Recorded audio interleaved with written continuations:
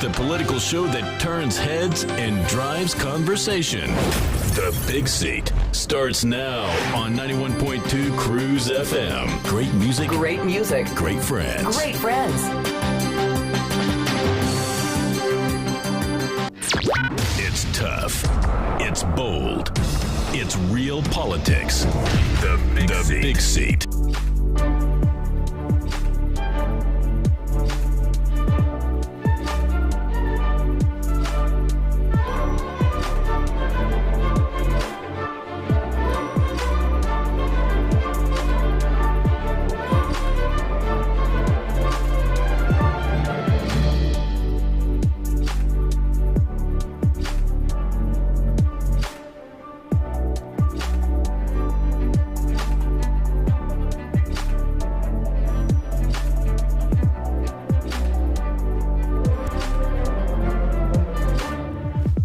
Right, it's 7 minutes past 9 o'clock, the 14th day of March 2026. Welcome aboard the Big Seat on Western Uganda's biggest radio station, 91.2 Cruise FM. Great music, good friends. We on Plot 12, Mutilan, Mbara City, the land of milk and honey. Now, Plot 12 is where you can find us, and we can't wait for you to bring us business. My name is Wesige Banyaji, and we're riding together all the way to 11 o'clock. We're talking law, economics, policy, everything in between.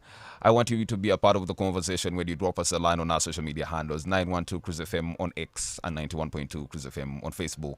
Now, if at all you want to watch, if you're out of jurisdiction, if you're out of frequency, you're in Nairobi, you're in Johannesburg, you're in Addis Ababa, you're in Katakwi, you're all over the world, you're in the Gaza Strip, you can be able to watch seamlessly like that. Drop on your YouTube account, Cruise TV. Just type in Cruise TV, you'll be able to watch all that is happening right here. The team is already with me in studio, and to be a part of the conversation, you can call in on 752-912-912 and 780-912-910. Before we get into the recap, one of the guests is a big seat that I have not had in a very long time. I'm happy to see my senior economist, Mr. Thomas Salita, who is a lecturer at Makerere University Business School. Bruce Wakunda, big seater, is with me in studio. Another economist with me in studio is Apollo Tumsime. And the RDC of Rwampara is also here, Mr. Musa Twat. So let me give you a recap of the week before we get into our topic of discussion. We are talking economics this morning, so you know that the Minister of Finance officials appeared before the Public Accounts Committee. And Mr. Lugolowi, who is the PSST, clearly indicated that we have enough money. Money is no longer a problem, but how it's utilized and all that. And how much we borrow domestically, is it going to cause some huge crowd out effect where our people cannot even borrow because all the money is sucked out by government? That is what we shall be talking a bit more of. But before we get into it, at Kanyanya Chief Magistrate's Court, there was an adjournment for Edward Sebufu and aka Edmutwe and other co-accused persons of the National Inter-Platform. The new date is the 27th of March, where their hearing for bail application will be. In the same court, we show that the proceedings to hear the case of Alex Mufumbiro, who is the deputy spokesperson of the NUP. He's facing charges of inciting violence. Was also resumed. Now, the National Examinations Board officially released the results of the 2025 USCE exams, marking a significant milestone, definitely in the country's education calendar. A total of 166,400 candidates registered in those particular exams. We know certainly that 43.7% were females, amounting to 72,764, and 93,636 were male, constituting about 56.3% of those. We congratulate those that were able to make it and succeeded. That's only the start. There's a long whole journey to go. So it's just senior 6, and you want to be like Thomas Salita here, you will have to put in the time and get good education. But congratulations for those that were able to excel. For those that didn't make it, education is only that one time you can still give it a try, and then it gets better, whichever level that it reaches. Now, tensions flared in court on Thursday as sharp exchanges erupted between defense counsel and prosecution in the treason trial of veteran opposition figure Dr. Kizza Besigye over the late witness disclosures and applications to conceal identities of key witnesses. Now, we know that certainly prosecution made an application that key witnesses in this particular case have their identity concealed for their security, and now defense objected, and there was flyers there. We are following closely and we want to know how this will go down, but also the Chief of Defense Forces, General Muhoozi Kainerugaba, directed all affiliated members of the Patriotic League of Uganda to elect the Speaker of Parliament, the Right Honourable Anita Mong, and the Deputy respectively in the 12th Parliament that we are following very closely. Also, the voting is soon after President Museveni. We can't wait to also see the cabinet and how it will look like.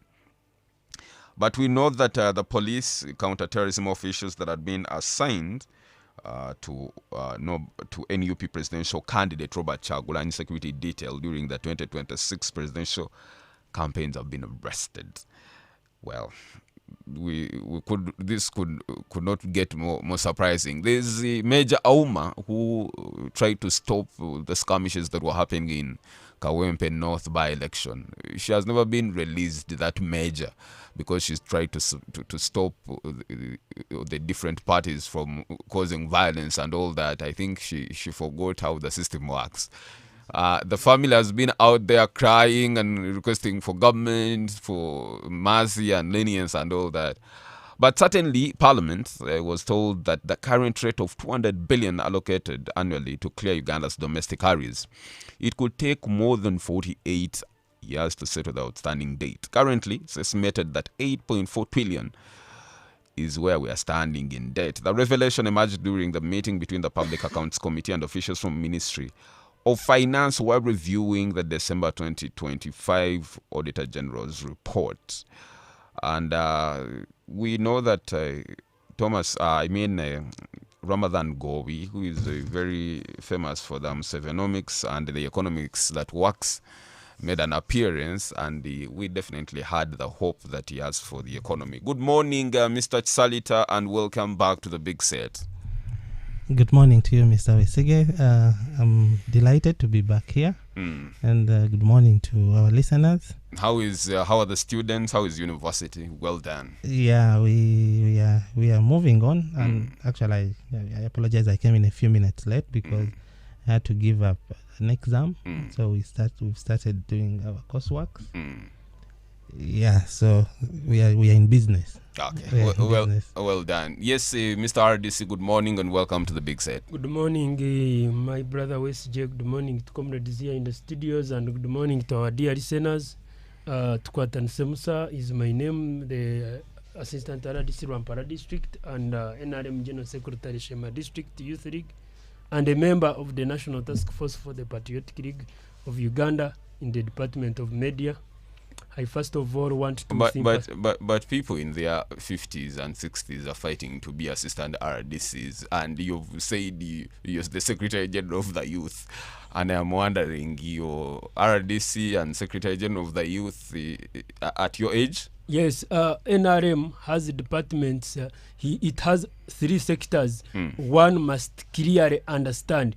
The first one is cadreship identification, cadreship training, and cadreship deployment.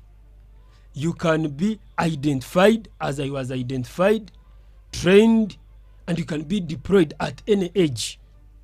Deployment has no age limit that you must be 60 years, you must be 10 years. No. As long as you are a cadre that has been identified as a sharp cadre, as long as you are a cadre that has been oriented and trained through the NRM ideology, and as long as the cadre you are prepared, you can be deployed. That's why I'm deployed. Okay. First of all, I want to sympathize with our people of Rwampara, especially Bugamba. I think those who watch news, you saw there was heavy hailstorm and wind that took even a school, Bugamba SS, and crops of people. So we are trying as government to make sure at least those people receive relief from government. And also we are encouraging those people, since their area is too hilly, they need to plant trees. But as they are planting those trees, let them desist from planting near houses, because we find out that most of the houses that collapsed were as a result of trees falling on houses, and eventually houses fall. I want also to take on the very note to congratulate our Minister of Education and our First Lady, Minister of Education, Mama Janet Kataham Museveni. For the first time, Mr. Banyaji, since 2023, we have noticed a very sharp increase in the enrollment and the completion of higher education, A level. From 2023, we realized that over 109,000 students completed. From there, 2024, we show a sharp rise of over 20,000. Then even this time, we have seen over 165,000 students completing higher education. This achievement cannot be realized if the stakeholders in the Ministry of Education are not collaborating. And I also want to note that the performance for A level is amazing, especially in the science sector. Mr. Banyaji, to the listeners here out, they must understand that where the country has reached, we need more people in the science sector to develop, to innovate, to create new things, such that we can be on a steady progress like other countries that have developed, because our population is growing and everything needs demand, which at the long run we will find that the science sector will contribute much in the development of this country. I thank you. Welcome, Mr. Mosat Kwatan. It's a good morning, Apollo Tumsime, and welcome to the Big Set. Good morning, Council Westgate and the listeners of the Big Set and fellow panelists. Yes, my name is Apollo Tumsime, and I subscribe to the Alliance for National Transformation Agenda as my political party. Council Banyaji, you asked the wrong question to Mosat Kwatan regarding his assistant LDC role and him being the secretary for youth in Shema district there. I actually expected the question to be how come that you are the NRM secretary for youth, but also at the same time you are an assistant LDC, because we all know that in Rwampa district, where he serves as an assistant LDC, where he's supposed to execute his duties as a public servant relating to security and sorting some matters, there are people who don't belong to NRM whom he's supposed to serve, but is an active member and a DEC member of the NRM at Shema district. So there could be a conflict of interest in his line of execution of duties, but not to be taken by that. Not to be taken away by that. Bwana moderator, of course, we also saw that the police people who were attached to presidential candidate Chagulanyi campaign trail were arraigned, I think, before the police disciplinary committee, and they are facing dismissal from the police service, and the case is neglect of duty. Well, I know, of course, they have been with him, and I think the laws, what they were supposed to do in the time when they were moving with Honorable Chagulanyi, were clear to them, and we don't know where the police finds issues that tantamounts to neglect of duty. But of course, I would advise them to seek for legal redress, to go to courts of law to see if they can get justice from there. But since they have also been used to a lot of tear gas during the campaign trail, I think now they are gumiti. They can join us in the opposition, and we try to check the government to demand accountability. There was also another guy from NUP, I think it's called Engineer Kawes from NASA there, who has been in the news, of course, crying on national TV of NUP robbing him 600 million and did not give him the NUP party card.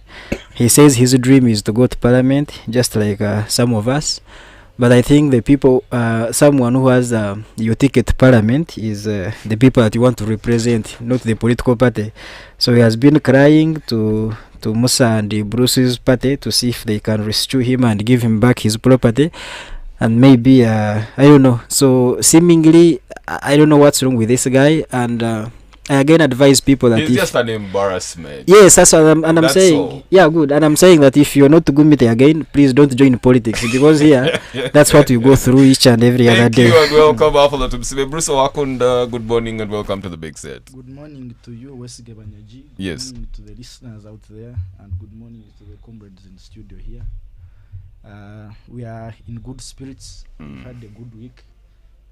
Mbarada has been training all throughout the week, Because of HIV. but training for the wrong reason. Yes. There is a public health concern Yes. about the spread of HIV/AIDS, which needs our collective actions to see how we can address it. This is a crisis. I think apart from perinatal transmissions, where you get HIV from your parents, if we revisited our choices and lifestyles, HIV/AIDS can be contained. It doesn't, the vaccine gives some hope, at least, knowing that there is a discovery of a vaccine and it's already been rolled out, perhaps yes, that's now. a groundbreaking discovery, and we are waiting to see how it goes. But you see, I've come to learn now that we must cultivate a culture, Banyaji, of doing preventive care. Do regular checkups, do routine checkups, not just for AIDS, but even other, whether it is diabetes or blood pressure. Because most of the people in this city here in Mbarara don't even know their HIV statuses. Maybe people don't want to go to clinics, but for convenience and privacy, you can even do self checkups. We must also now, as a nation, come and address the use of substances in our generation. When you are under influence, we must accept that there is a low level of risk assessment. Yes.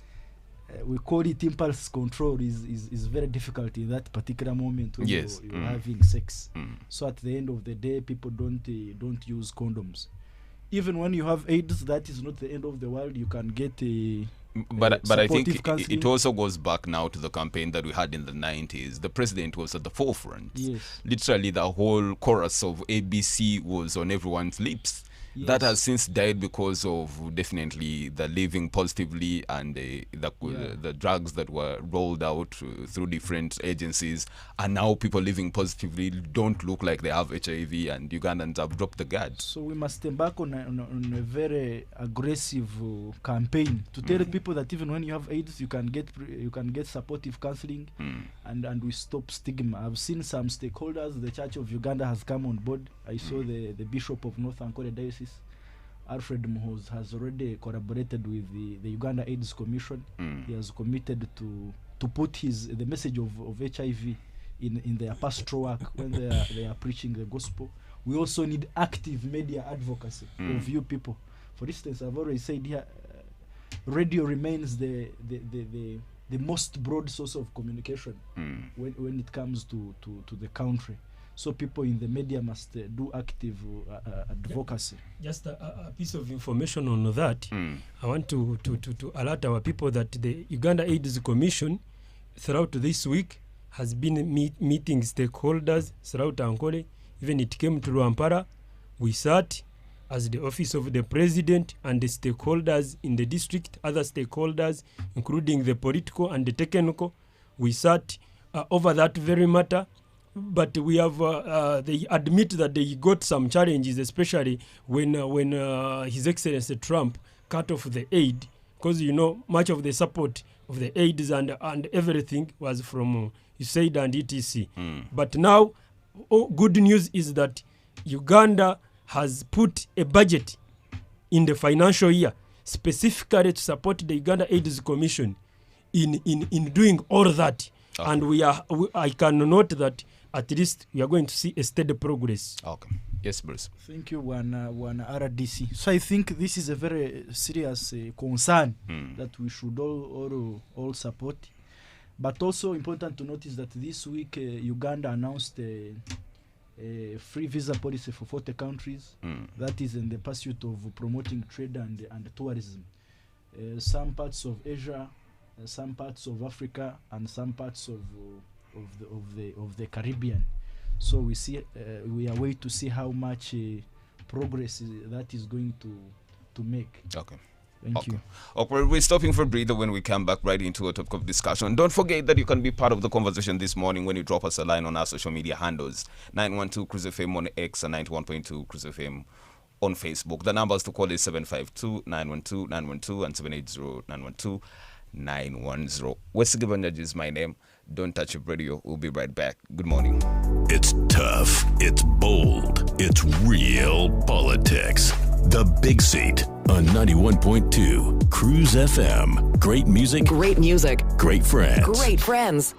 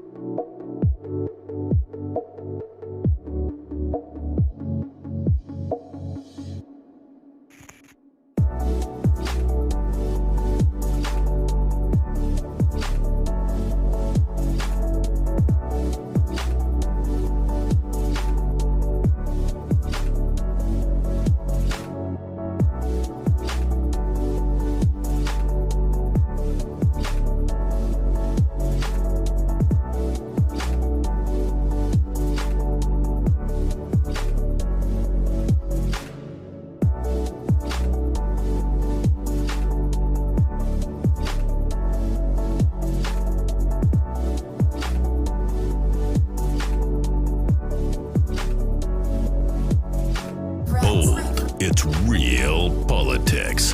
The Big Seat on 91.2 Cruise FM. Great music, Great music. great friends. Great friends. Okay, we are back. It's 39 minutes past 9 o'clock. Thank you so much for those that are locked onto the radio. We appreciate you. We keep doing this simply because of you. Now, the Big Sit happens every Saturday morning, 9 a.m. to 11. We sit to talk about matters that affect every Ugandan. My name is Wesigye Banyaji. I know there are several places where the speakers are really loud and clear. Listening to the Big Sit, we appreciate you. And to the ardent contributors of the Big Set, we said thank you so much. We're celebrating 15 years of being the best in the region, so expect the best and the niceness that continues to be with it. Now, to be a part of the conversation, you can call in on 752-912-912 and 780-912-910. Our topic of discussion is already on our social media handles, 912 Cruise FM on X and 91.2 Cruise FM on Facebook. Now, Cruise TV is where you go to watch all that is happening here on Plot 12 Mutiline. With me in studio is Mr. Thomas Salita, who is an economist and a lecturer at Makerere University Business School. Bruce Wakunda is a panelist on the Big Set. Mr. Apolotum Sime, who is also an economist, but he is a card-bearing member of the Alliance for National Transformation and the Deputy RDC for Wampada. That is Mr. Musat Kwatan. So we are talking about the state of the economy. Now, we know that certainly the Ministry of Finance officials made it to the Public Accounts Committee this week, and there was a couple of revelations that were made, including the PSST, Mr. Ramadan Govi, stating clearly that what Uganda is facing is the abundance of money. There's a lot of money. So if I tell you Ugandan and you're out there and you don't feel money in the pocket, you have the problem. The economy is huge. We are talking about almost approximately $60 billion of GDP. And though the worry is on how much debt, how much of this money belongs to us, how much of our resources are still up to be depleted. We know that we have oil, We know our agriculture. We have arable land that you can grow anything, and then we are able to grow the economy. We know that we are the second in producing the biggest number of coffee bags on the continent after Ethiopia. There's a lot that we can be talking about in Uganda. That's certainly the Musevenomics of the parish development model, where the president believes that the Ugandan people's problem is not having the money to invest and be able to get themselves out of subsistence agriculture into the money economy. That's what we are going to be talking about this morning. How sustainable is Ugandan debt? And the statistics indicate that it's about 8.5 trillion of public debt. That's huge, a big percentage of our GDP. Mr. Tsalita, let me start with you certainly. When you all these statistics and from Minister of Finance clearly indicate that it feels good, Uganda is progressing. We must be growing at about 6 or between 6 to 7% per annum. Our inflation rates are still capped below 5%. So it looks rosy on paper. What is your interpretation of the state of the Ugandan economy? Okay, thank you once again, Mr. Wesige. Debt everywhere. The talk is on debt. I can begin by kind of using a disclaimer to try and explain what debt is to Uganda, especially national debt. We should not. Government borrowing is not exactly the same as an individual borrowing. Issues of national debt, government is not going to be on the same pressure to pay back money compared to what you, an individual, the pressure you would feel when you borrow someone's money.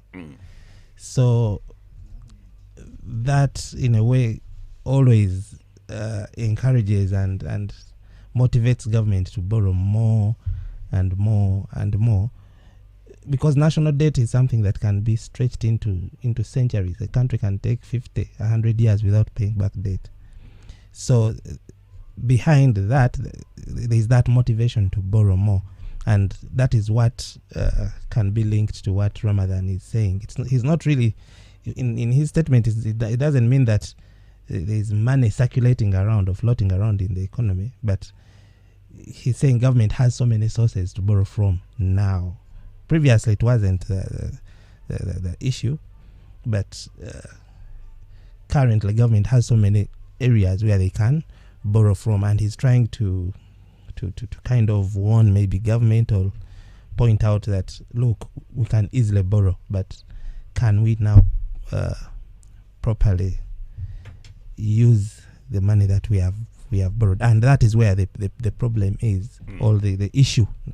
The issue is, Ugandans, we shouldn't focus so much on the size of debt per se, but on how that money is being used and what it is being used for.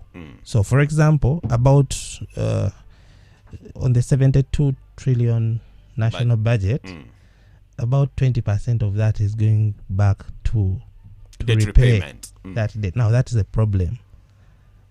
That's a problem. That's a very big problem, because it means we have reached borrowing levels that are tying us into repayment. Or that is because that's more than a quarter of the budget. So if government is paying as much as 20% of the budget back into debt, then there's a fiscal crowding out, where it's not just that the private businesses are failing to borrow, but even government itself fails to allocate within the budget. The 20% means you're going to allocate less to education, you're going to allocate less to wages, you're going to allocate less to physical infrastructure. So debt repayment ties the budget allocations, and that is where the challenge is for Uganda. Okay, let me engage the RDC. Thank you, Mr. Tsalita. the RDC, we know certainly that even when government borrows, time and again, some of the money is actually not utilized at the end of the financial year. Government goes to the World Bank, to the IMF, to the Exim Bank, gets all these huge debt, slaps it in different sectors of the economy to be managed by the MDAs, the ministries, departments, and agencies of government. And when the Auditor General makes a report, he only discovers that even when this money was borrowed, it was mismatch. Why are you borrowing when you don't know why you're borrowing? And yet you have to pay it back. Yes, and yet you have to pay it back at a cost. Mr. Banyaji, agree with me and to the comrades here in the studio that Uganda borrows money when it knows what it is going to use the money for. And one of the biggest challenges actually we always not want to talk about is that government has always borrowed money, and this money comes with specific missions. For example, once government wants to provide infrastructure, the roads. And at the end of the day, the money is used to construct the roads, and the roads are there visibly seen. Secondly, you find government borrowed money to provide electricity. Electricity is there passing in the hills, is there in villages, and everywhere you see electricity. From the borrowed money, now, government borrows money to provide pipe to water. And indeed, when the money comes, the challenge we have as a country, apparently, my senior economist here will agree with me that after putting that infrastructure, it is not utilized by the Ugandans. And if the electricity that was taken to the village, all the villagers used that electricity, in the long run, that electricity would have generated some taxes, and that would help us in paying back the loan. There's a lot of money to generate, to put pipe to water. But you find, even when this pipe to water is passing in homes of people, a few will manage to tap that pipe. The day you realize that the service is there, the loan was gotten to provide the service was provided, but now the beneficiaries are not utilizing the service. And if the beneficiaries were utilized the treasury, and at the end of the day we pay the debt. So the biggest challenge now, that's why. Yes. You are pinning your government. No. I am coming to the point. Allow him. Let me give you information. Yes. Because if you're saying government borrows and then they deliver and then the projects are not utilized, then you're telling us that it's an issue of incompetence. Like your priorities are not right. That's where I am heading. That's why you have seen the campaigns of 2026-31. His Excellency President Yoweri Kaguta Museveni is very clear on this. Mr. Sarita, let me give you the submission. You will come in.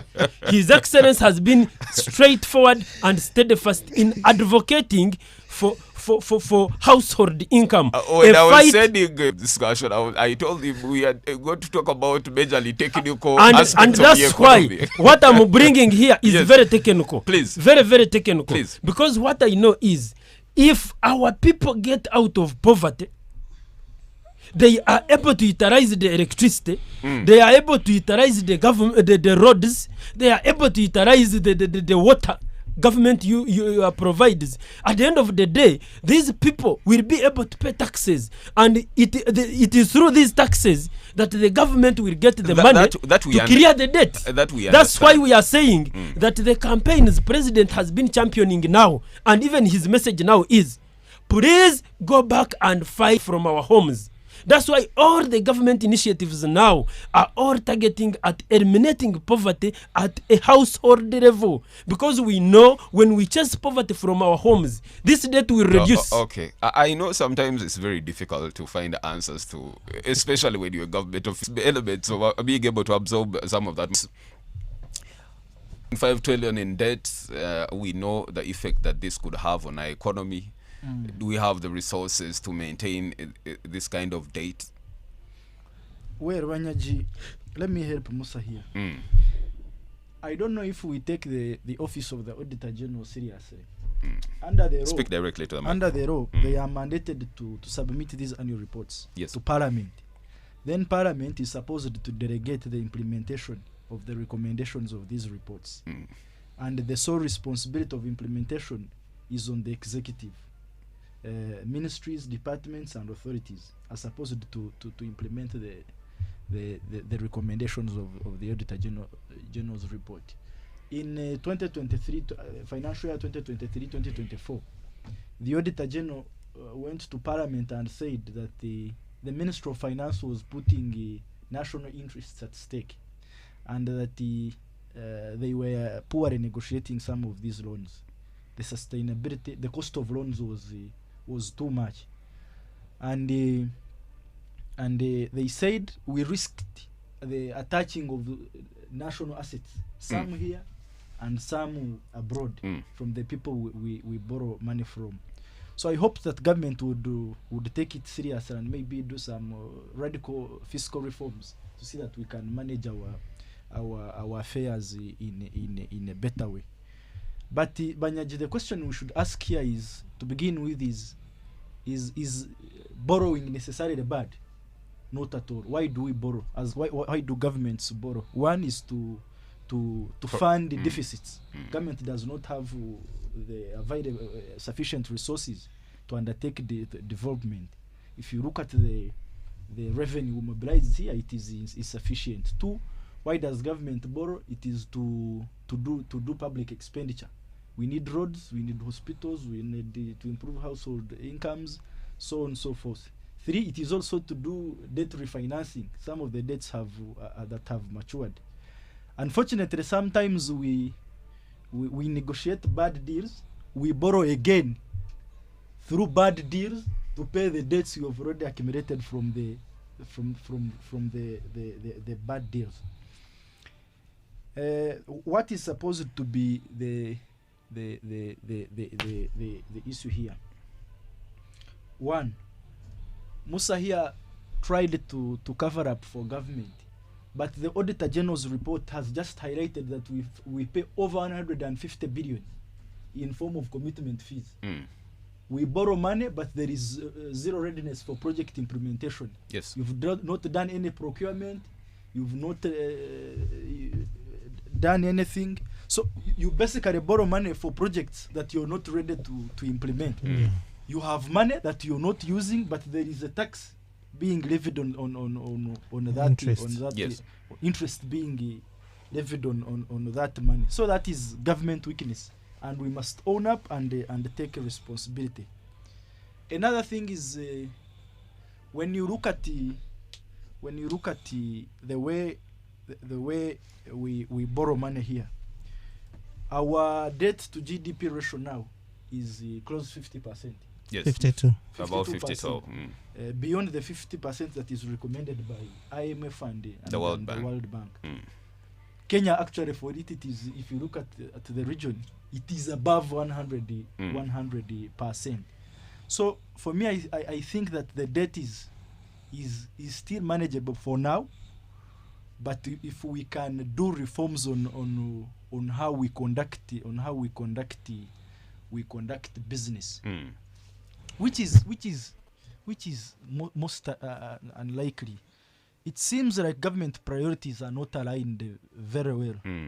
We borrow money, but we don't even know where to spend it. Where does the buck stop? Who is supposed to take responsibility at this point? I think the president, Both. being the chief minister of finance, must be able to know that what is this money Whether that it we are is borrowing going to be. political Yes. and people in administration, but also the technical people.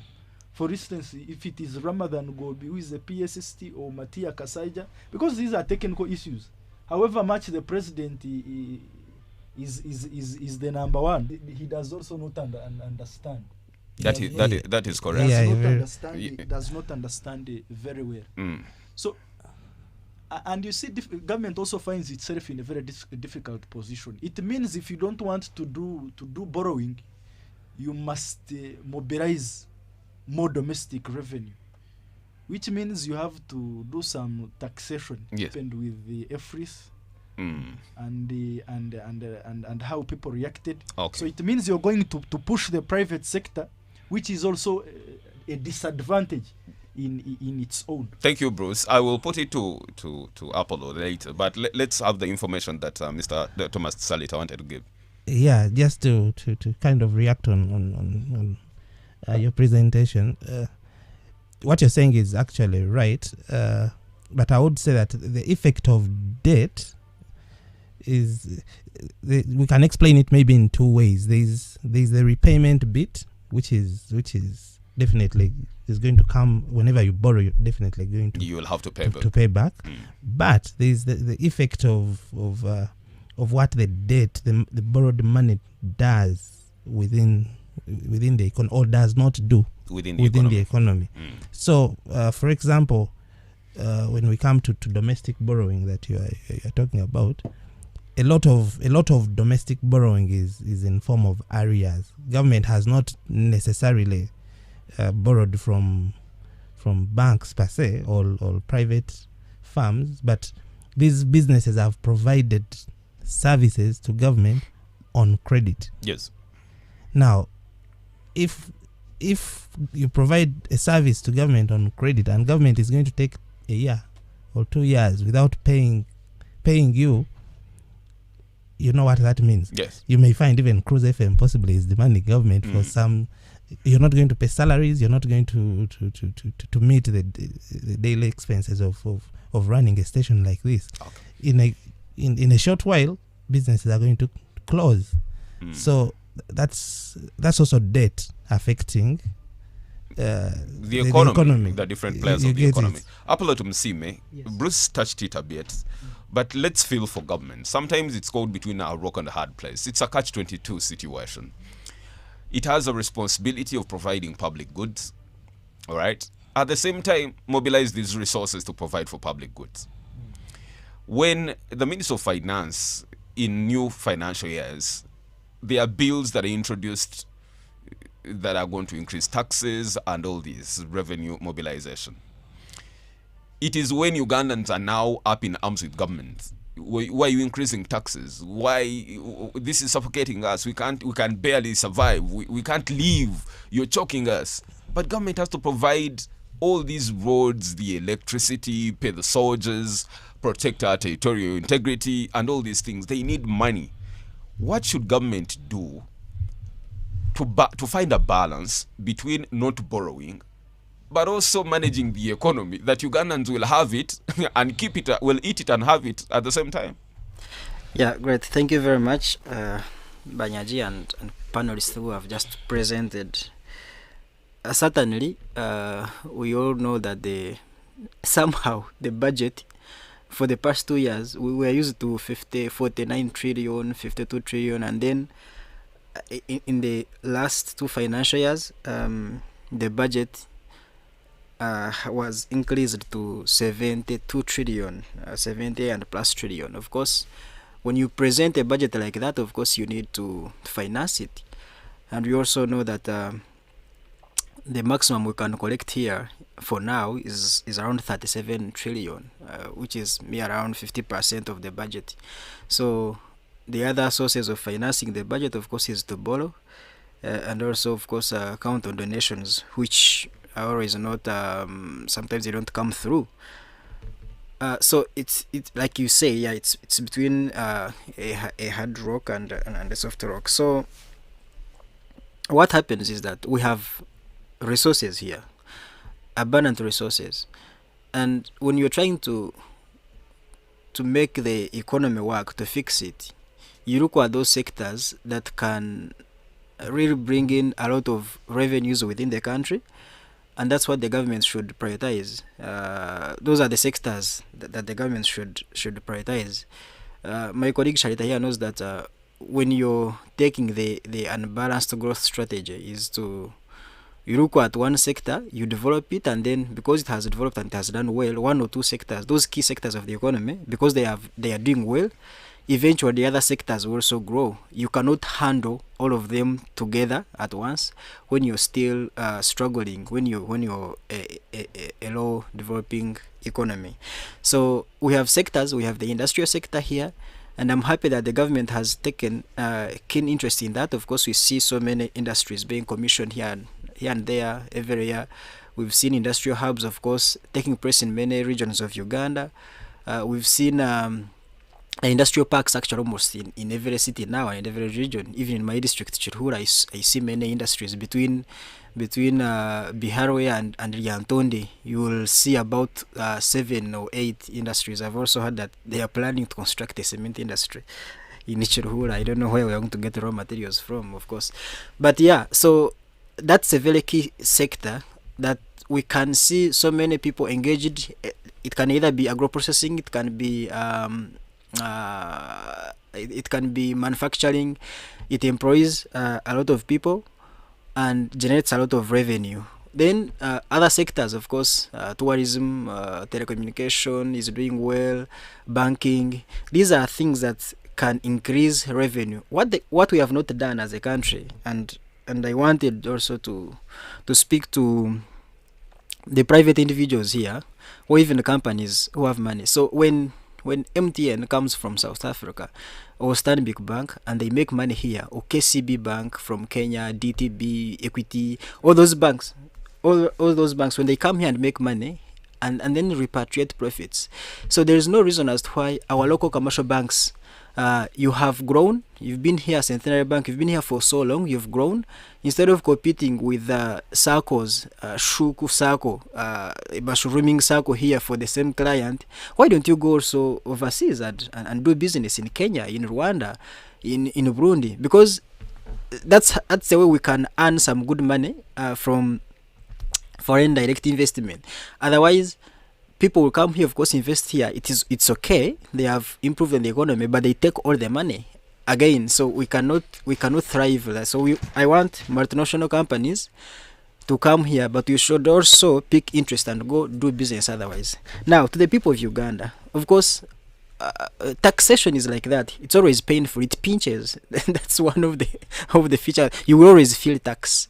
The only issue is that URA and the government here, for us, we always think of there will be voluntary declaration that Westig is going to do business, and after earning 100 million is going to declare that I have made a profit of 100 million and pay a corporation tax of 30 million. That is 30% of the net profit. Voluntary declaration. But in other countries, yes, voluntary declaration works, but there are mechanisms and strategies that enforces you to pay tax, and that's what URA is supposed to embark on, to make sure that we track your expenses, we track your earnings. Everything that you make money from is supposed to earn as a tax. There are a lot of things people make a lot of money with. People in real estate, someone sells land of 300 million and the government is getting nothing out of 300 million. Another person earns a salary of just 1 million and has to pay tax of 200,000 because that one is automatic, is charged by the company on behalf of URA, is remitted by the company on behalf of URA. So someone cannot sell that property and then the government does not earn anything. So we have to work on increasing the tax base. There are so many people who are not paying taxes. You go to a restaurant, eat food, pay a plate of food for 20,000, and you are waiting for this restaurant to voluntarily declare to URA that in this week we had 100 customers and each one paid this. Don't do that. Let that 20,000 contain a VAT of 18%, and it should be charged there and then. Okay. When the customer pays 20,000, URA takes its 18% of the 20,000. Thank you, Apollo. We're looking up in the second hour of the show. Now we're going to get into the real economics. We shall talk about private-public partnerships. We shall talk about government strategy on import substitution and export promotion and all that has to grow our economy. We have a very competent team to discuss this. Don't touch your radio, because when we're back, we shall be able to pick from you and get to hear what you think about this topic of discussion on how we can grow the economy on the Musevenomics of working of PDM and all these investments that are coming in with the president going to different countries, attracting investors. What will work for Uganda? We have oil, we have coffee, we have all this. How do we milk it out? Don't touch your radio. Good morning. It's tough, it's bold, it's real politics. The Big Seat on 91.2 Cruise FM. Great music, Great music. great friends. Great friends. Somchara. Yes, Daddy. You know the children are going back to school and things are a bit tight. For now, why don't you take half of the fees to junior school, and for the school van contribution, we shall pay later. Daddy, why don't we pay using MTN Momo, where we stand a chance of winning school fees for our...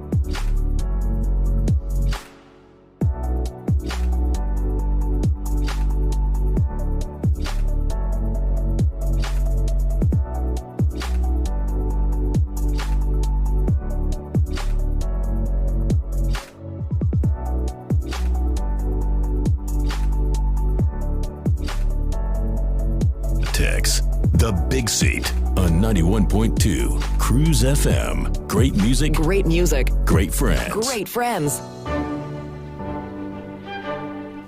Okay, 2 minutes past 10 o'clock on Western Uganda's biggest radio station, 91.2 Cruise FM. Great music, great friends. My name is Wesley Gibanyaji. It's been an interesting 1 hour talking about the economy. Now, we're not about to stop up to 11 o'clock. We are discussing the state of the economy, public debt, and how best can we grow our economy. We know certainly Uganda's GDP, about close to 60 billion US dollars. But our debt is about 8.5 trillion Ugandan shillings. There's a tabloid about a year ago released that every Ugandan is owed 1.5 million Ugandan shillings, or in the 47 million Ugandans. That's huge money. You can imagine even the toddlers and everyone is owed that money. But certainly we know even the biggest of the economies have debt. Japan, almost about 200%. The United States, it's over about within that range and all that. But the question is, when we borrow, where do we put this money? We had a debate about 1 or so years, and we're talking about the rationalization of government agencies. Can we reduce the size of government? You know, we have thousands of RDCs, we have thousands of advisors, presidential advisors, and all these under secretaries and ministers and members of parliament. The size of government is too huge. You can imagine, sorry for interjection, we Yes. spend close to 410 billion on State House annually, and 47.5 billion of that goes to salaries. Yes, Then there is so also the management of parliament. 26 billion. yes, That's a lot of money. a lot of money. Mr. Tsalita, I want to engage you on aspects of private-public partnerships. Governments globally invest. Governments globally are business people. They are business entities. We know Kenya, the government of Kenya literally owns a big percentage of Safaricom, which is a big East African company that has valued at huge thousands of millions of dollars. The Ugandan government has been very slow on investment, especially private-driven investments. If you went to the Kenyan Security Exchange, you'll notice that government has invested a lot of money in private companies that have gone public in that way. You know, you find government has invested in Kenya Power and all these other agencies. In Uganda, there are very few companies that can say we are running on government money. It could be Speak Hotel and Resorts. It could be previously Umeme, Uganda Airlines. Why does it find it very difficult to invest in ventures that bring in money? Perhaps we could start there to reduce the deficit. Okay, thank you so much, Mr. Wesige. To tackle that immediately, there are about two reasons. The first is what I talked about: overcommitment, budget overcommitment. When 20% of your budget is committed to debt repayment, it means you only have 80% left to spend. So on the 80% that you're required to spend, there are also what are called statutory obligations of government. Those include expenditures like wages or salaries and retirement benefits of government workers. They have what they call a first call. Before government does anything else, those must first go off. So debt repayment, then the statutory requirements. So you remain with something that is less than 50% of the budget. Now in Uganda today, the politics comes in there. The political, the private partnerships or the investments would be maybe the next priority in that order. But the way we operate in Uganda is that politics is takes precedence over many things. So government commitments are going to take up the largest portion of the remaining small portion of the budget. Someone has been telling us the president has said this, every commitment that the president makes has an implication on the budget. The people the president moves with, they have somewhere they are noting, he has promised this, he has promised this. There's even a whole parliamentary committee on those government, on the presidential pledges. There's a name. It's an accountability committee of parliament to follow up on pledges of government. So we don't remain with money for investment. Okay. We pay debt, we pay the wages, then we do politics. Okay. Let me give some information.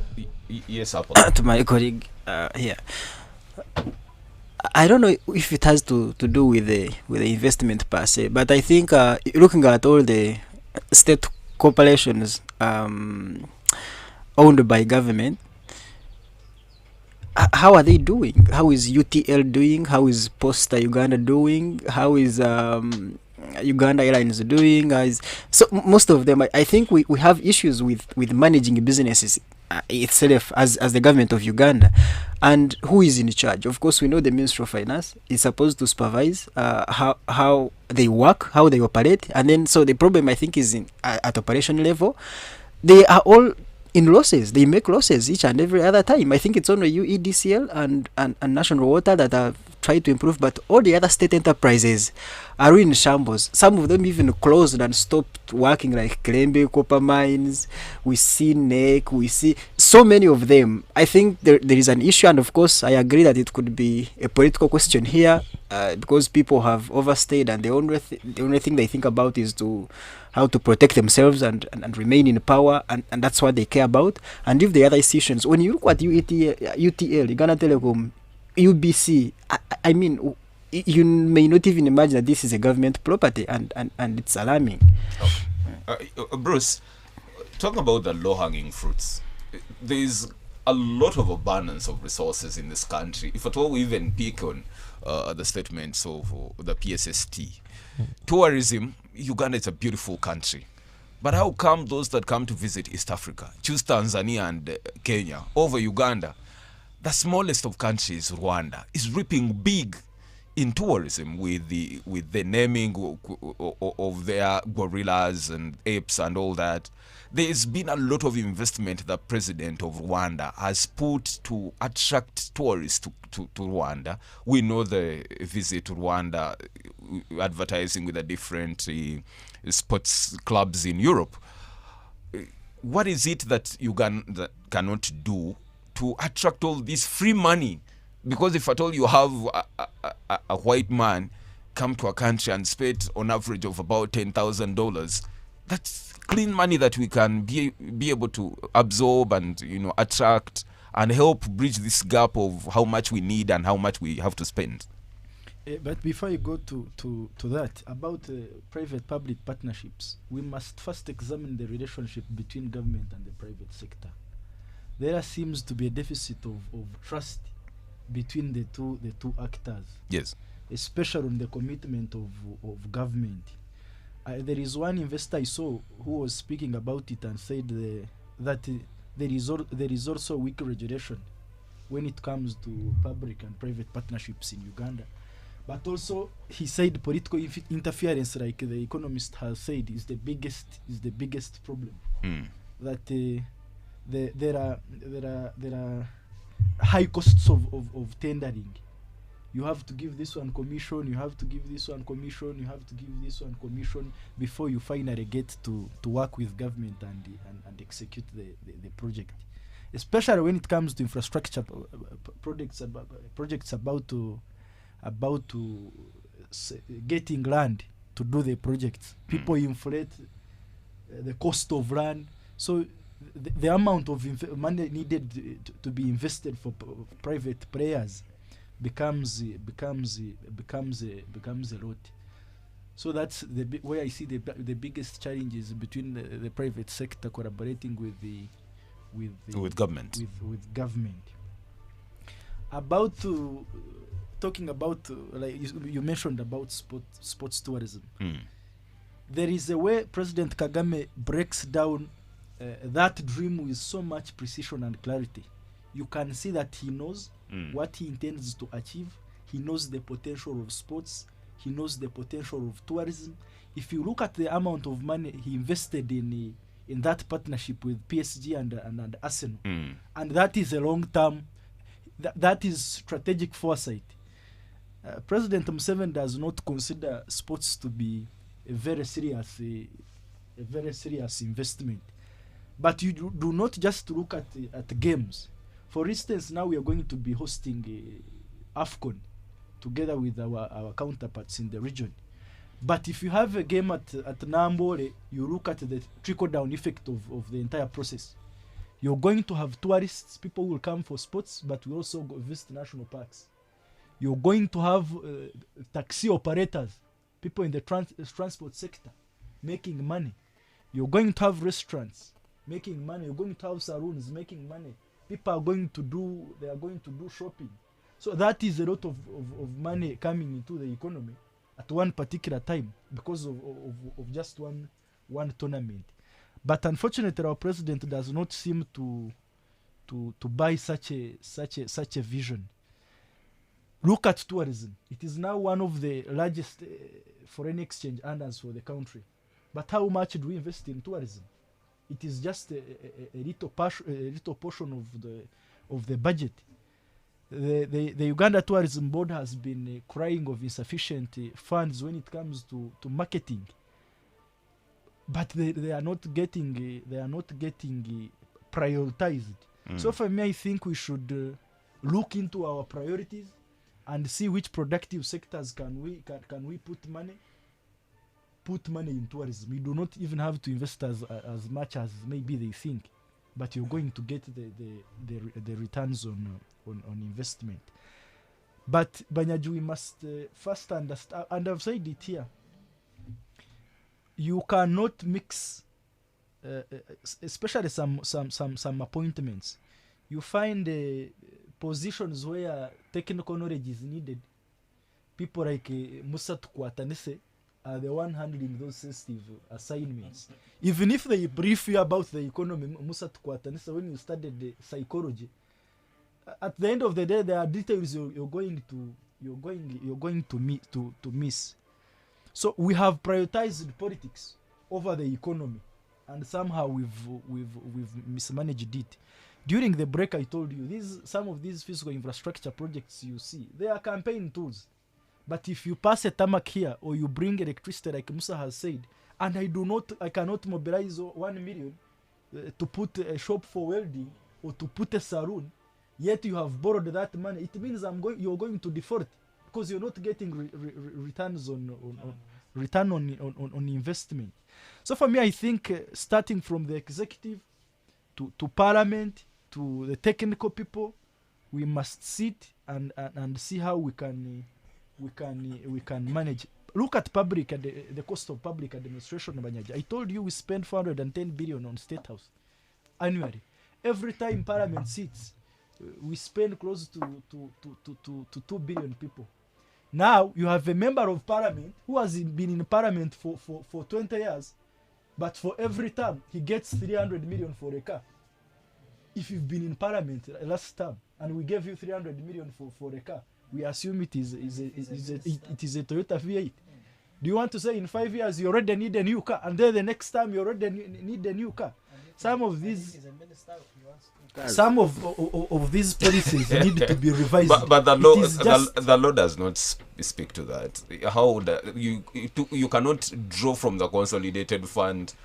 One individual cannot draw 2 salaries from the consolidated fund. But have you seen the benefits of the former speakers and vice president? Yes. Kadaga gets benefits for being a deputy speaker, gets benefits for being a former speaker, gets benefit for being those are a minister and all that. Those are how many salaries from the consolidated fund, with entitlement to a secretary, with entitlement to furniture in her house, with entitlement to security guards, with this get to be replaced over time. Let me engage Musa on the elephant in the room: corruption. over 10 trillion Ugandan shillings every financial year vanishes in thin air because of the appetite of Ugandans that run the affairs of the state. And remember, we had RDCs, we had the RDCs. Yes. Now we added assistant RDCs to employ Musa.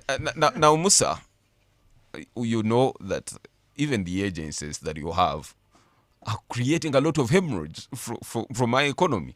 You have the State House Anti-Corruption Unit, you have the Investor Protection Unit, you have the IGG, you have the Ministry of Ethics and Integrity, you have the Auditor General, you have the Accountant General, you have all these generals lined up.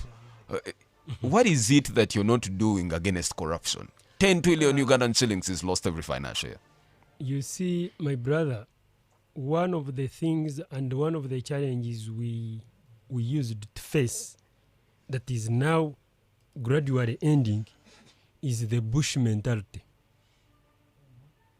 And I stated this before and I'm repeating it for purposes of record. The bush mentality had affected our country. And I'm happy that even our CIC, His Excellency Yoweri Kaguta Museveni, noticed it after our CDF General Moses Kainerugaba hinted on it. We had a challenge that people say tukarwana. Nyonkarwana tokungamba. I fought, so you should not talk about me. You find even a grandson of a certain person is also in office, bashing everyone. I fought. My father fought. You should not talk. That bush mentality had affected our system to the level. Were the Bushmen the ones stealing money from the consolidated fund? No, I am giving you. I am trying to bring it out clearly. Please. So you find someone has come to office, maybe got a connection from someone else, whom that someone is maybe a revolutionary.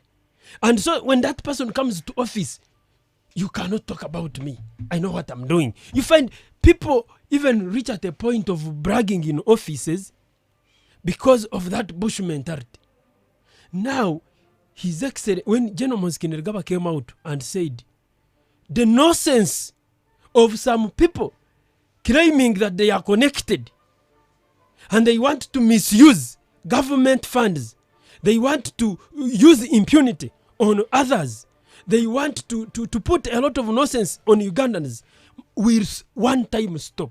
But I want to put it to you that no single bushman has been charged, convicted and sentenced to corruption. It's actually the non-bushmen that are now, all over the place stealing our money. I think, Mr. Banyaji, yes. You are misquoting me. I am not saying though our revolutionary heroes are corrupt. No. And on a very that's actually what you're saying. What I'm saying is that you just want to there are people there are yes. people who would come in offices and start camouflaging to be connected to those people. Me, you cannot talk about me because I have a shield. And that's why General Moses Kainerugaba came out clear and said, the nonsense of some people claiming that they are connected will at one time stop. And that's why the fight against corruption is now at its peak. Yesterday, those who followed His Excellency Yoweri Kaguta Museveni's message in Kororo, he stated it very clearly.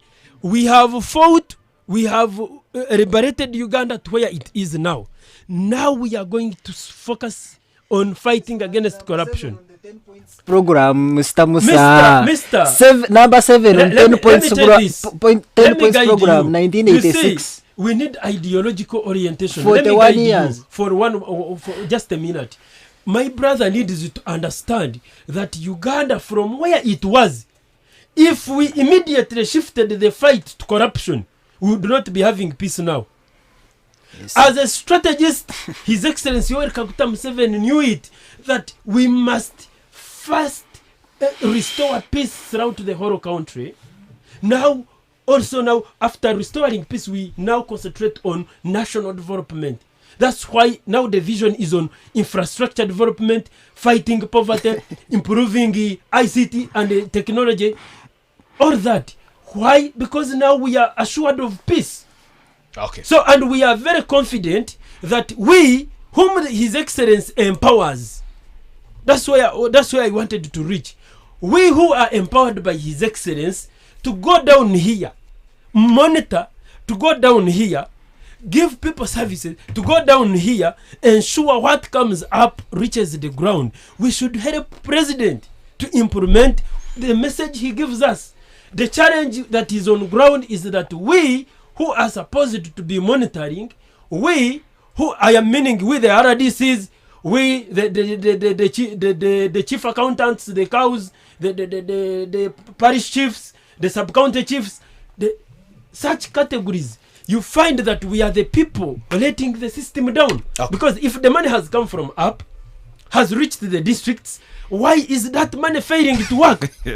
That's why I call on all my other senior comrades, yes, that His Excellency has empowered us to work. Okay. Let's work, and if we do what is right, according to the message of our boss, His Excellency, I can tell you, corruption will be no more, services will be provided, and even the debt will be paid. Uganda will be a better country. I am very sure wherever Katamba Mufunya is, he must be very proud of you. On 752-912-912 and 780-912-910. Lifeline of the show, the telephone calls, you're the MVPs. You're the contributors of the show. Call in and let's put you on record on 752-912-912 and 780-912-910. We're talking about the economy. How good is it? And we're going to engage more of what the future holds for us, because we know the taps of oil are almost going to open. There's a lot of excitement of oil money. I know of so many people that are in the Alberta and Graben. Already thousands and thousands of Ugandans and contractors have gotten already to milk the opportunities in the Alberta and Graben. We shall be talking about this and much more. But before that, let's get to hear from you on 752-912-912 and 780-912-910. The big set just lost you on 752-912-912 and 780-912-910. The big set. Hello. Good morning. What's your name and where are you calling from? From Uganda. Yes, please. I'm the chenda ba gundi corruption. Ejja kugwawo lwakubanga system eri mu system. Bino bye batugamba muno bajjagirwanyisa okuva gundi mu myaka gya 86 okutuuka kati nga tena gwawo. All right.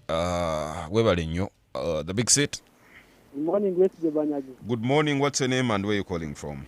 As usual, you are talking with Kayongo Zubayi Mbara to my Arsenal blood. Yes, please. You people in the studio, you have a problem of those Ugandan investors. They came in the country as investors, but they end up being a parasite in the Ugandans.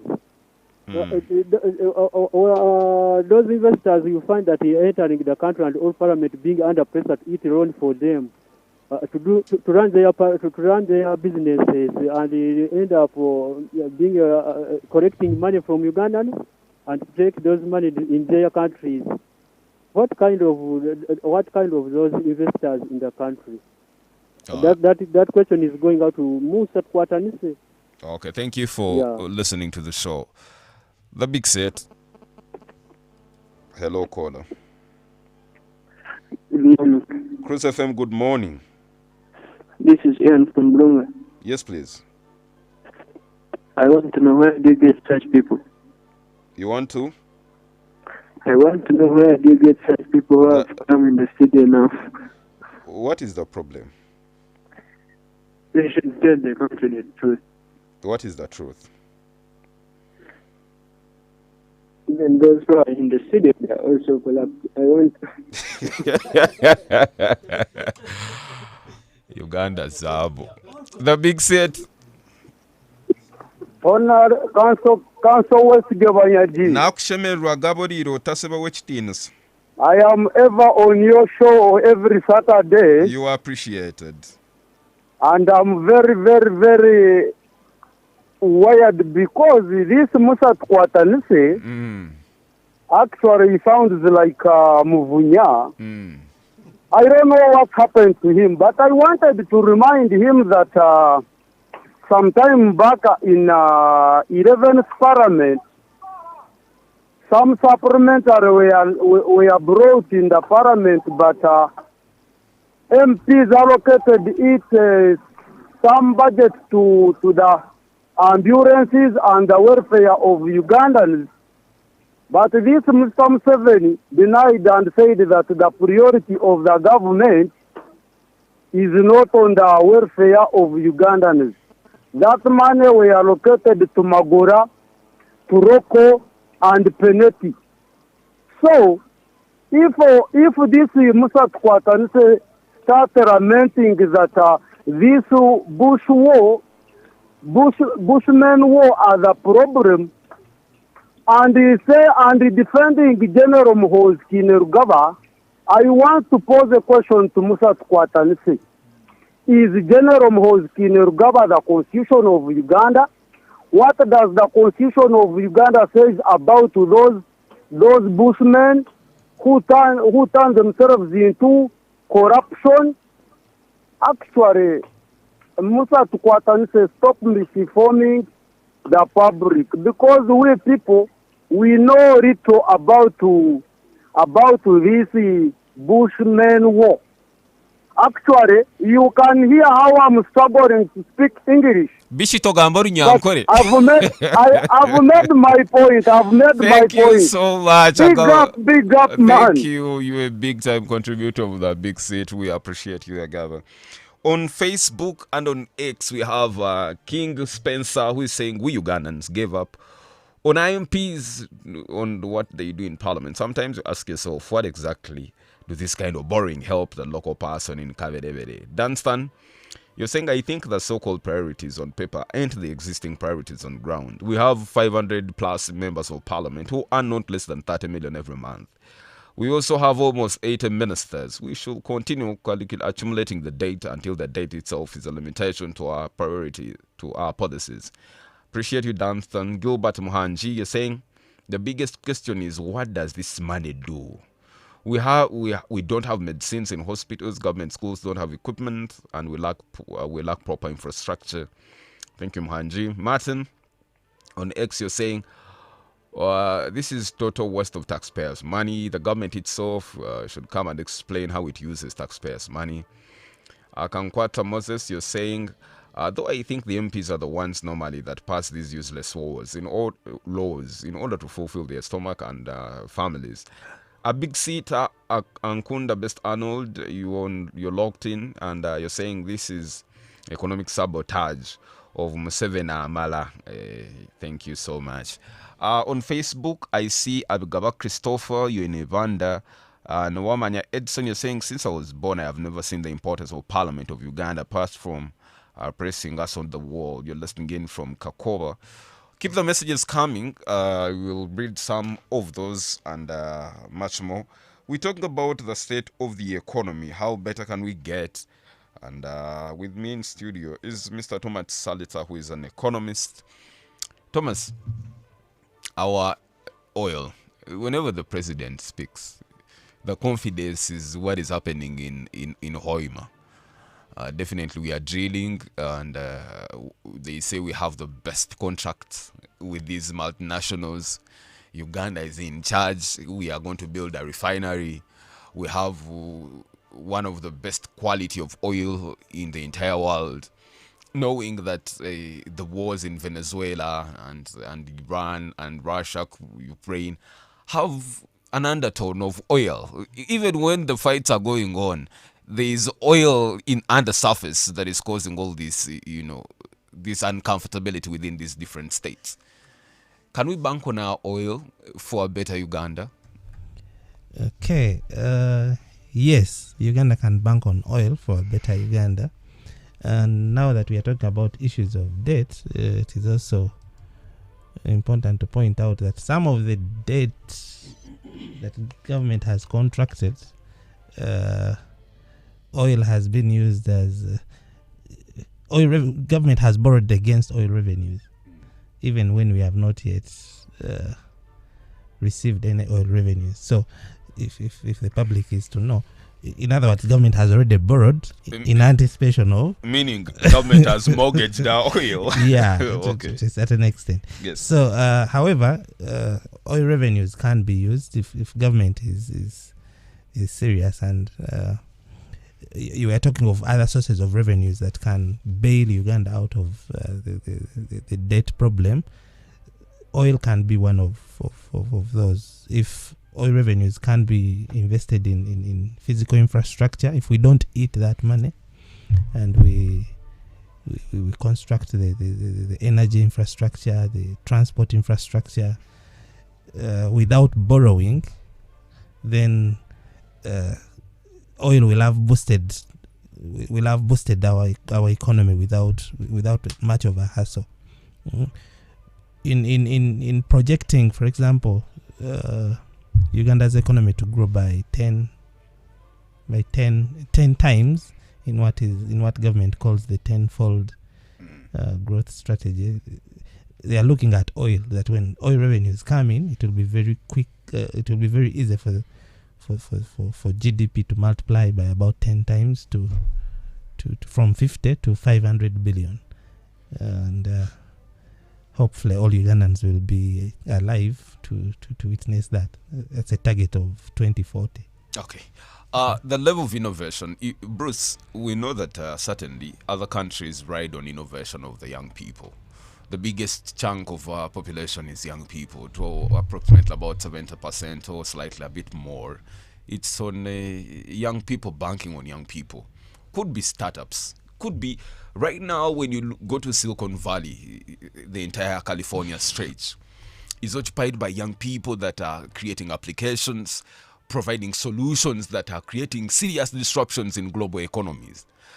And Uganda, how much more are we investing in innovation? Zuckerberg created the Facebook, it blew up, created jobs, it made him a billionaire at a very young age.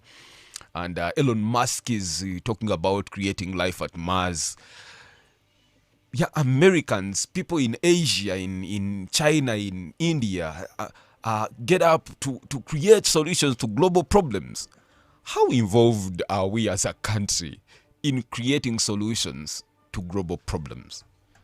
Well, I hope we don't become overambitious and we get problems. I am not sure if I can define Uganda's young people we as innovative, because I've not seen groundbreaking solutions by the young people when it comes to technology. At least I've not had any, or there are not many at all. There are some young people that have created some solutions To here also and give there. you information. Yes, we are a young country, but again, the country is full of teenagers, because the majority are those who are below 20 or below 18. Who are literally have to be looked after by the adults. So But definitely there is an opening and there is opportunity. If oil comes, if you create a solution and it is tested and it can be found of purpose and use, I don't see a problem why they should not use your solution. So but I've not seen the young people get so much involved in this project. Not as much, and there is likely to be an oil curse I've seen somewhere else. If you unearth what is happening at Kingfisher and Tirenga, people that get the kind of people that get contracts there, and how they get them, even for just metal fabrication, if you are to get a contract there, you go and find out. But of course, we are optimistic. It is estimated that we are going to be making $2 billion annually. That is huge money. Yes, and over 160,000 job opportunities have already been earmarked. Yes, I've already been earmarked, and the money is going to be committed to infrastructure projects, especially roads and energy. So we are waiting to see. They had committed that by mid-June this year, we would extract The oil. first. We've overwaited for this oil, and I cannot wait to see how it is going to work. We've been hearing of oil-led economy. Let's see how it is managed. Okay. And at one point, mshisha katujira ngu oil erione ija ngu imwe nimujira ngu njende. But about a caller who said that we are all corrupt, I want to agree with him that corruption has now become a culture and an attitude. There is recently in Nahumbirendi, yes, boutique around town here. He was from the village, either from Kazo or Chihura there. So Katshangom boutique yabuza umwana we ngweje nkitonera zingaye mitwaro 20 ngo hateke kigere ne mitwaro 20 na neke kigere ne mitwaro 20 and he paid 400,000 for the left foot and also for the right foot. So that is also corruption. Yes. For going to work and you spend time doing nothing when you're paid. Yes. Just that simple act, it is also corruption. You know, for Ugandans, we are not frank enough. When it is our time for eating, it is not corruption. But when it is time for Musa, we say it is corruption. Okay. When we need, I want a job and when you can help me, for me it becomes a connection. But when it is for Musa, it becomes a nepotism. Okay. So we basically that is where we have reached. Corruption is systematic. Let Musa eat, and I know he's already eating. Even Apollo is going to eat. Even the economist, wherever he is, there's a paper that was written by the veteran journalist Andrew Mwenda on corruption and the benefits of corruption. It's something that we can all intellectually debate on. Some positives about corruption. Perhaps these skyscrapers that we see in Kampala could never happen if people are not stealing money here and there. But I want to, before you, Musa, I want to engage Apollo. The silver bullet is the parish development model. We think the solution to our problem is that many of our people are not involved in the money economy. You have a big chunk of Ugandans that wake up and really don't add much to the economy. And the president is saying, how about we empower these people? We give them the resources to kickstart their way up to engage in production and all. The numbers look very beautiful on how much impact the PDM has had. Going into this new term, what are the prospects? How positive are you if government continues to invest all these chunks of money in the economy by way of parish development model? Is it creating the ripple effect that we want? Is the money coming back to the consolidated fund from the investments that have been initiated by the recipients of the PDM money? Thank you very much. It sounds funny. You cannot call PDM a silver bullet as a serial seed for developing the economy. Certainly, of course, it has some positives. The positive bit about is that someone actually gets hold of the cash of the 1 million. Some of them have never seen 1 million. So I think that is what's positive, that I have access to 1 million and I have it. And what they do with it, it is also another subject. We know when President Museveni was in the PDM tour, which was also a campaign tool, because it was just right before the official campaigns, they just paraded people who were using actually their own resources just to excite the president, and that's it. We have no history of any country where giving out handouts to the individuals in the communities has become a development tool.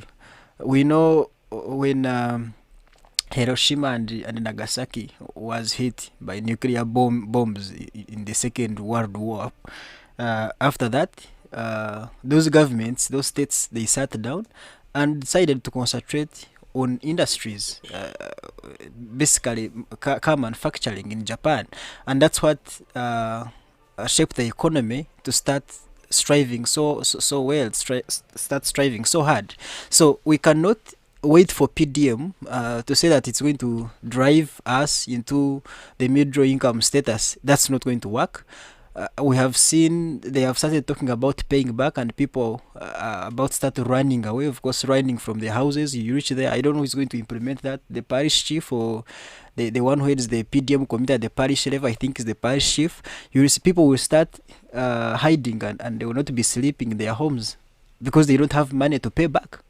I'm not sure that someone has money to pay back even after 3 years of using the 1 million. So why do we prioritize that by investing more money in those communities? Some parishes in Kampala and Wakiso and Mukono are overwhelming. 100 million is not enough. You have just 10 people.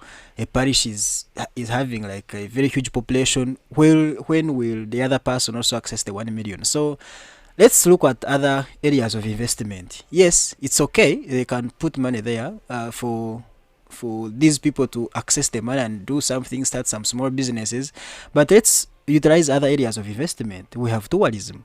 We have regional integration, which President Museveni speaks about every time he gets hold of his microphone. State of a Nation, he talks about regional integration. He was in from the summit recently. You know what he says? He talks about something that was started by the Julius Nyerere, the Arap Moi, and I mean actually Mzee Jomo Kenyatta, Apollo Milton Obote. Up to now, it has never taken a serious boost. So we have regional integration around. We expect that if it is given a concentration with a population of 200 million people across the East African community countries, we can cause some change. We tell Japan to come and start doing car assembling from here, just like we see what happens in Nigeria, so that we also spend less on paying those taxes and the cost of freight to bring cars here. We can do that. We have oil. Let's have hope for oil, which my friend, of course, Bruce says, of course, we've been eagerly waiting for it. Around 2.2 billion barrels recoverable. We'll see if it works. Of course, we want to earn some good money from there, and those things can shape economy. Of course, we have prices of oil and gas coming down internally here, but also what we export can earn us some good money. So let us invest in that: human capital development, digital innovation. Let's invest in ICT. People are earning a lot of money. You're talking about Elon Musk here.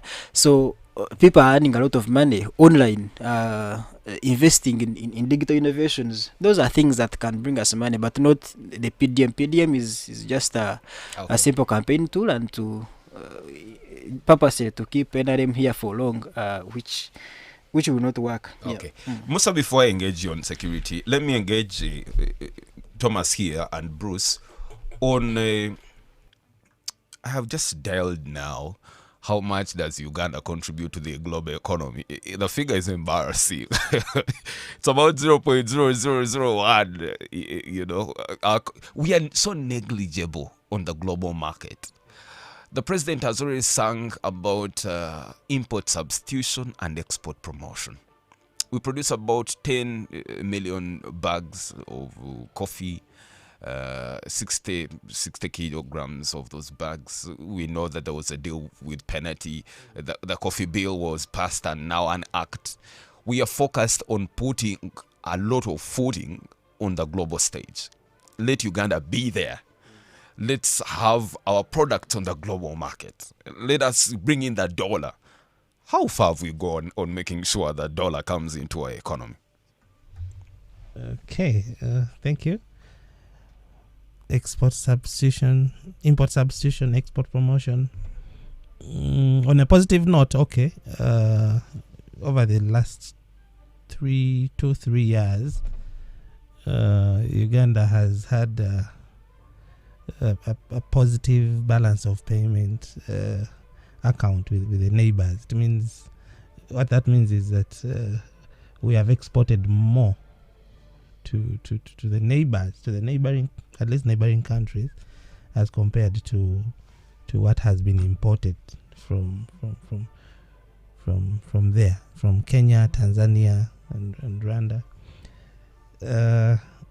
That's on the positive side.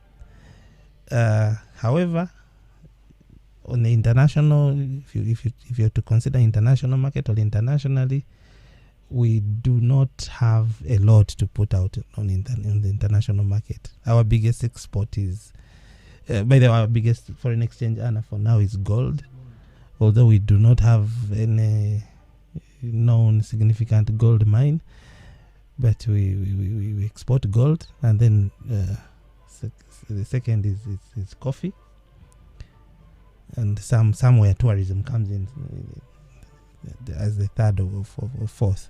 So the heat or the lower fruit could be tourism. My friend here was discussing about tourism. It has there is a lot that government can earn from tourism revenues. The challenge is the politics. It's something I wanted to bring out during your submission. The challenge with tourism is that it is an emotionally sensitive sector. When as you're marketing for tourism, and at the same time pictures of shootings and turmoil are also passing around on the internet, visitors change decisions. I can change my destination in as fast as a minute, even when I had committed for over a year. So that's the only challenge that government that we may face with tourism. Decisions change with emotion, and that is the only product that we have that can really we can push on on the international market. We are not going to manufacture a rocket. We are not going to manufacture a driveless car. Yeah, yes. You get it. Yes. So Uganda can only concentrate on the regional markets, the East African community, the COMESA. The challenge is actually still with those markets is that there's still a lot of those trade barriers. We are still fighting with each other. Your maize has aflatoxins. Someone closes the border because of, I don't know, some emotional... But Algeria asked us for a particular breed of goats with a particular pattern of hide, and we couldn't present the same. Even when countries really offer us opportunities to provide goods or even service, we fall short. We are a group of serious people. Musa Tukwatanise, I think what you can write home about this country is the tranquility, the peace and stability. That one, I think it's uncontestable. We know certainly that after the Tanzanian elections, bodies flooded. After the Kenyan election, the Gen Zs took capture of the state. Rwanda, a bit more of ceremonial elections, like people always say. In Uganda, there is actually a real contest, but there was peace after those elections. We know certainly we are deploying in other countries more than any country. Tell us about the future of our security and how it contributes to our economy. First of all, my brother, allow me first answer the two questions people projected to me. Please. The first one was on tax holidays. This friend of ours called and said that, and he's right by the way, that the government always gives tax holidays to investors, but our local people here, when they are investing, they are not given tax holidays. But I think those who have followed the NRM Manifesto 2026-31, it has been highlighted. Even in this financial year, it is highlighted that someone who is going to be investing 400 millions and above will always be given a tax holiday. Even if you are a local investor, you are investing 400 millions and above, you will be given a tax holiday. I think that one is very clear. Then another one, someone has misquoted me on the issue of our revolutionary fighters. Those are people that we celebrate. That's why we are here celebrating the peace. That's why you are talking about the peace we are celebrating, that Uganda is peaceful for now 40 years. Those people are really celebrated. But my point of view and my statement was, basing from what General Mhozi commented on, that some people, we, the Tukwatanisis, we come in office to do the right work. When we reach in office, we start camouflaging And even I hope you get the time to answer yes, the question. yes, mimicking that we have our godfathers, and so we are unattachables. I will give you a case. Our time is fast spent, Musa. Answer the question. No, just in a minute. In a minute. Then a minute is long. Okay. In a second. So in a second, you saw the Uganda airline boss first time when she was being interviewed, how she responded. And now she has realized that indeed she's touchable. However much she was telling that she's unattachable. And that's what General Kinerugaba and His Excellency Yoweri Kaguta Museveni are advocating for. If you are deployed in an office, do what is right. Stop mimicking that you are big, and you failed to provide the service. Then lastly, I want to assure Ugandans that we can only grow as a country when we have peace. Look at Iran now. The projects in Iran that have been dismantled because of the bombings and etc. So without peace, there is no development. That's why the core goal of development in a country is peace. No. And that's why our number one pillar in the NRM Manifesto 2026-31 is highlighting peace. Peace is number one. When we have peace, we shall be able to attract the tourists here. They will bring foreign exchange here, and the economy will grow. When we have peace, we will trade with other countries. The economy will grow. When we have peace, our local people here will invest their monies. They will not take it abroad. Okay. Our economy will grow. So peace is the number one factor for the growing of our economy. I thank you. Mr. Let me start parting short. Parting shots, you're engaging me about include it in there. Musa was our contribution to the world market. Please. Our contribution is insignificant and rightly so. I think it is like 2% or 3%. Where have you gotten that? It can never happen. What are we putting on the global market to constitute 3%? It is tourism that contributes 2% Maybe. to exports. Yes. So for me, you can imagine we are a country, we are a third world country. We are still heavily dependent on exportation of raw agriculture products. Green beans, zero processing, no branding, no packaging. You don't expect your products. There's a gentleman called Rugasara, I think, who tried with good African coffee. Andrew Rugasara. Yes, he collapsed and government couldn't even bail him out. Couldn't bail him out. He also had his issues. So you don't expect your products to be as competitive as from other countries. But also Apollo, for a third world country that you're still growing cotton, you cannot compete with the US that markets high fashion, or any other country that markets Nike or Adidas or anything. Yes. And for you can't even weave cloth. So we are still very backward, and we have a long way to go. We can't manufacture cars. You're still distributing. You have Kira EV.